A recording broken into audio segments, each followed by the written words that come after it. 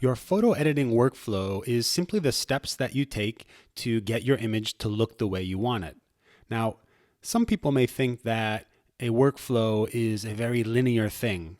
You start in one place, you take the same steps, and you finish.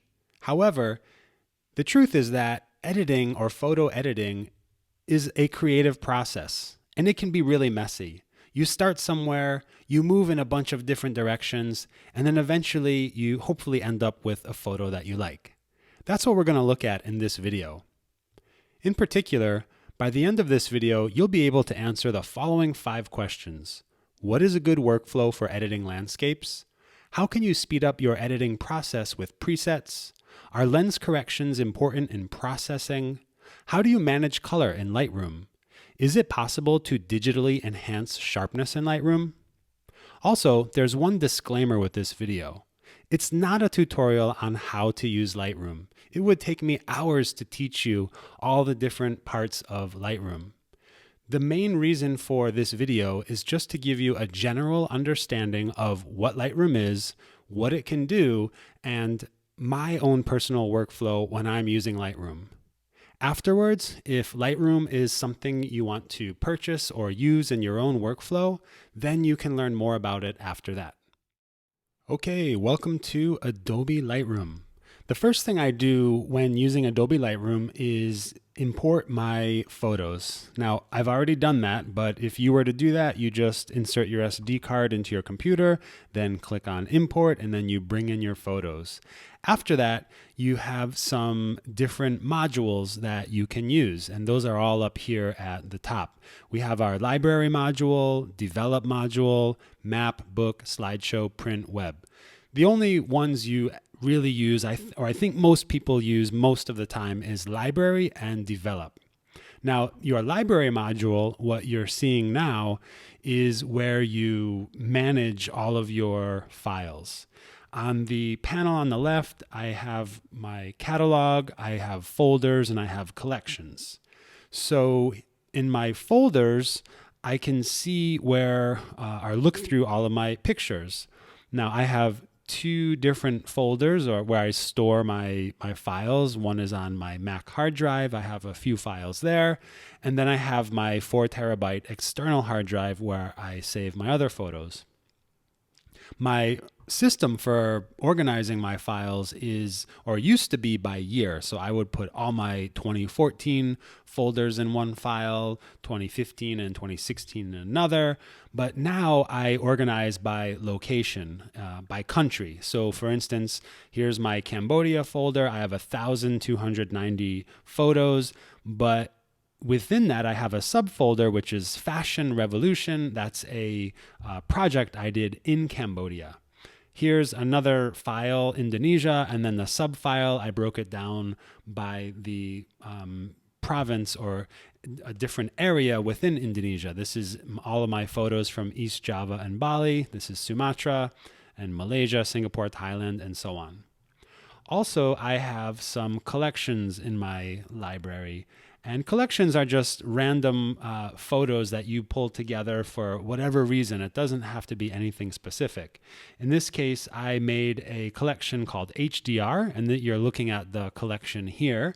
And these are the 4 photos in that collection. And these are the photos that I used for the video tutorial on how to create an HDR image. And these are also the photos, or the photo that I will use to show you how to develop or edit a photo in Lightroom.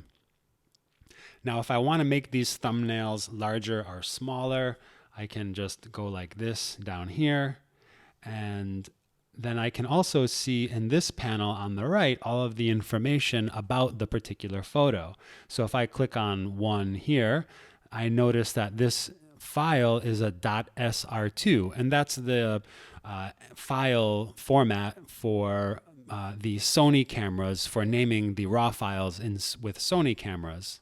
So .sr2, I know that's a RAW file. These are my 3 RAW files. This one I can see was exposed at +2, so it's overexposed by 2 stops. I can also just see it's brighter. This photo here is a DNG file. DNG file also means raw or raw file, but DNG is the proprietary format for Adobe raw files. They call them DNG files.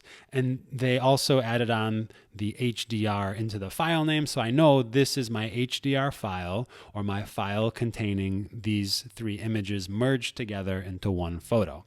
And this is the file we're going to edit or work on.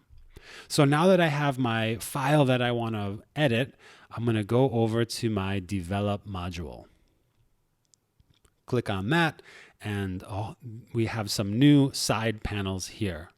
Now, the first thing I do when I get into my develop module is that I want to go to my basic panel. Now, usually I have these panels open. I don't open them up every time like this, but for the sake of teaching you how to use this, I closed all these panels so you can see how we work through each panel. The very first thing I always do is go up to my profile, and then I choose the profile that I want to use. Now, a profile is basically used to render, it's the way Adobe renders raw files into colors and tones that we see. Now, I like to use Adobe Landscape for my landscape photos because it gives you more vibrant skies and foliage as well. So it makes the tones in those things look better. And you can see just by changing it, there's landscape and there's color. So definitely Adobe Landscape looks better, and this is the starting point that I want to work from. After that, if I want to apply a preset, then I do the preset next. That would be my second step. And these days I don't usually use presets. I rarely use presets. And on the side, you can see the panel with all of these presets. These are actually my presets, which you can download from my website for free. So let's say I want to use my preset Master Blaster. If I go to Master Blaster, I click on it, then you can see that it moved all of these sliders and settings within my photo. Now, the reason I do that first is because it's going to change all of these settings. So this would be my starting point, is to go with this here first. Let's reset that. And I'm going to close this and also tell you the reason why I don't use presets or don't really use them much anymore is that each photo is individual for me, and I already have kind of developed my own style and my own look, and I prefer to just create it from scratch rather than trying to use a preset. But like I said, when I started out, I loved using presets. I use them all the time, and I've learned a lot from them. They can also speed up your workflow as well. So I'm going to get rid of this just to have a little bit more real estate on my screen. Now let's go back again. I want to set my profile to Adobe Landscape. Then the second thing I want to do is just go straight down to this part called lens corrections. And this is the second thing I do because it makes a kind of drastic change, can be a quite drastic change of look to your image.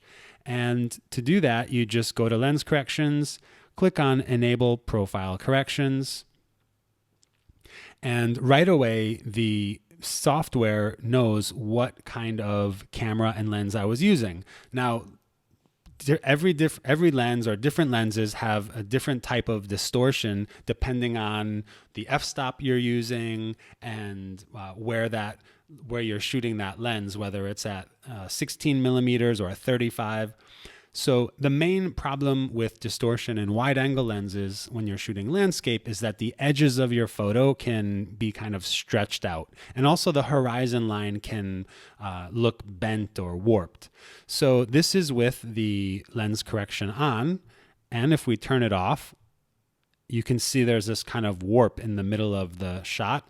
And also there's this black circle around the edge of the photo, and that's called vignetting, and that's a natural vignetting that comes from the lens. So by enabling the profile correction, it removes that vignetting.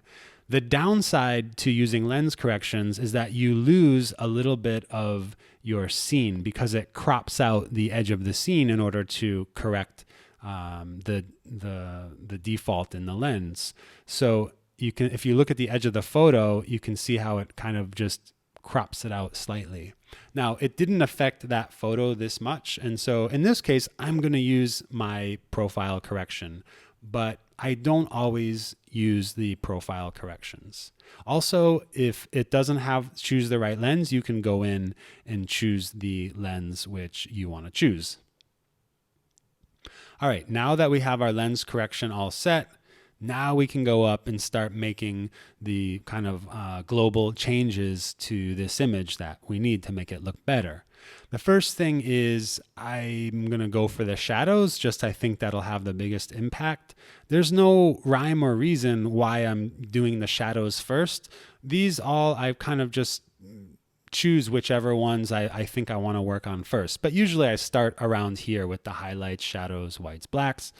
So I'm going to bring down the highlights a bit because that sun is too bright. But if I bring it back too far, I think it's too much. I want a little bit of more of a bright white area in the sun just to show that it's really bright and warm.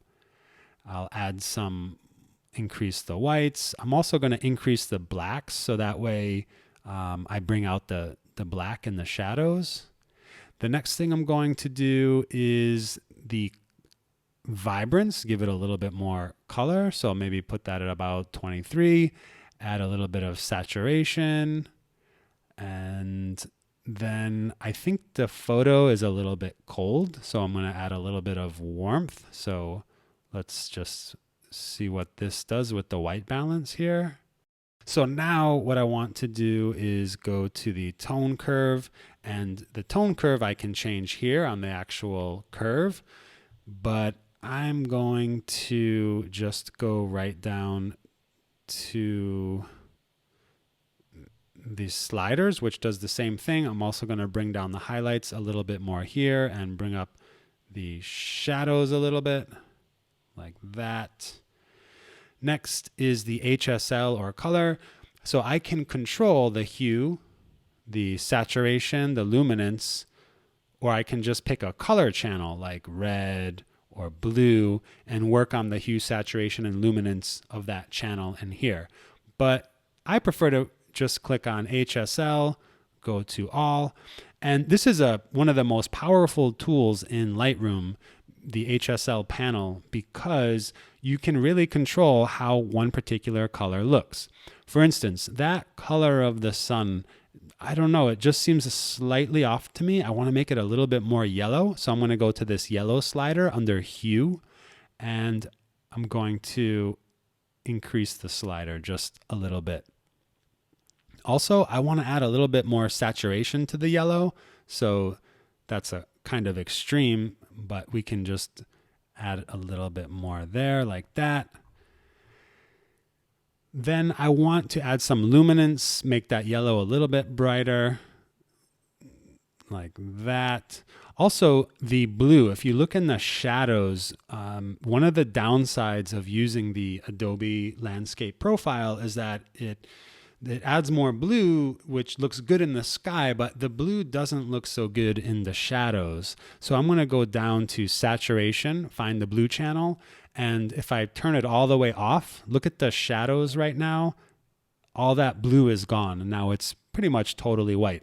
But it also removes the blue from the sky. So let's go back to where it was, and I'm just going to bring it down a little bit to take a kind of edge off on the blue. I don't want to remove all of the blue from my photo. I like having the blue in there. Just I don't want the blue to be so intense. Next up, I'm going to go to the split toning panel, and here I can control my highlights and I can control my shadows.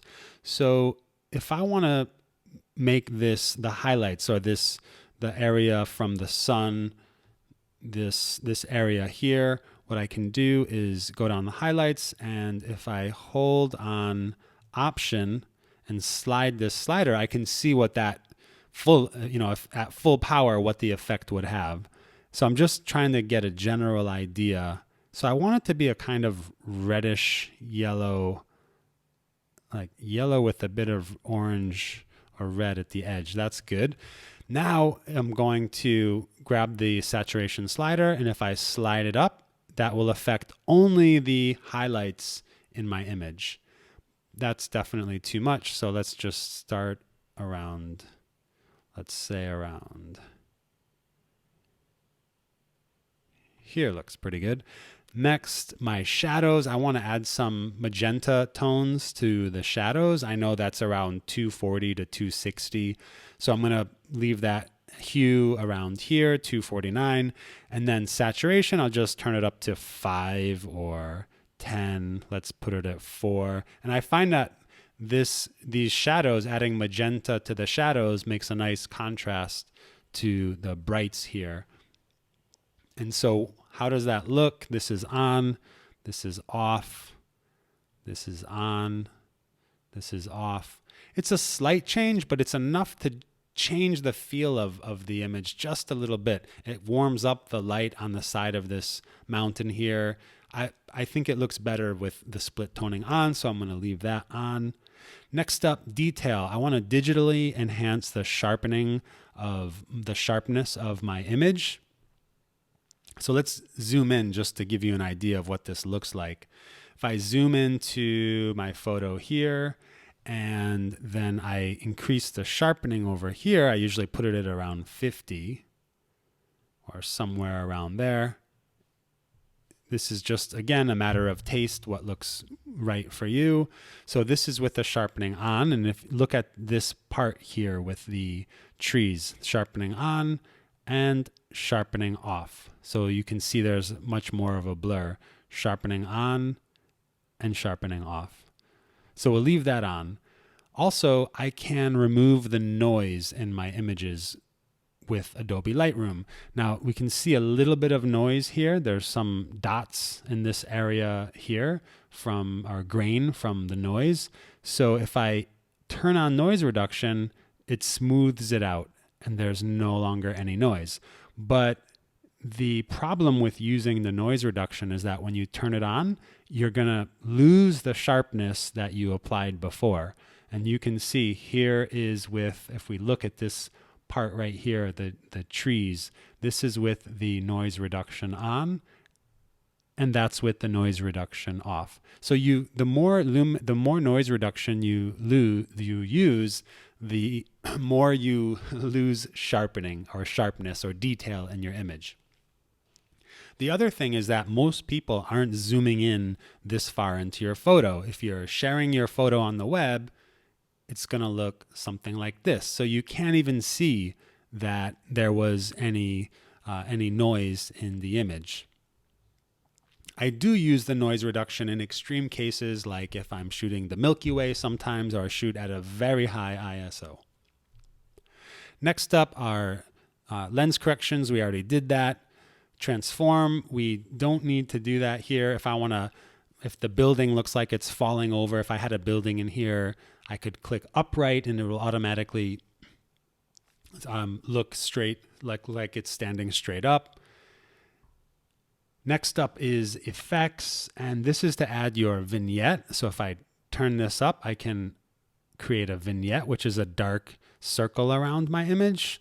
And let's say I want to do something like this. I can move the midpoint in towards the center more. I could also feather it like that. So this is on, this is off, this is on. That seems a little bit intense. I'm going to put it back down to 10, but I'm going to leave it off for now. We'll turn it on later. And I'll show you why, because the next step I want to do is I want to get rid of this these trees and this fence at the bottom of my photo. I feel like it's just a distraction. So I have a couple options to remove it. I can go to my crop tool, turn off this lock thing, and I can just move that up like that, hit crop, and boom, I have a whole, hit F to get full screen, and I can already get an idea of what my photo is going to look like. And that's not too bad. But let's say I don't want to crop out the bottom, because by cropping out the bottom, I'm also losing this whole part of my scene. So let's go back to the original. And instead, I'm going to use this spot tool or spot removal tool. And what you can do with it is you can also clone out parts of your photo. So, or heal, they call it, parts of your photo. So I'm just going to go over this, just kind of white it out. And now it's going to just remove that whole part.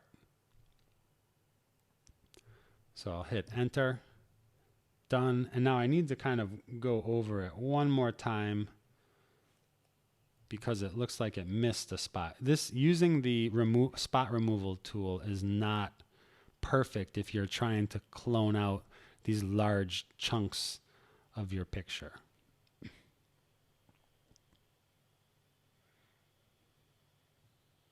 There we go. All right, the next thing I want to do is to go back and add that vignette.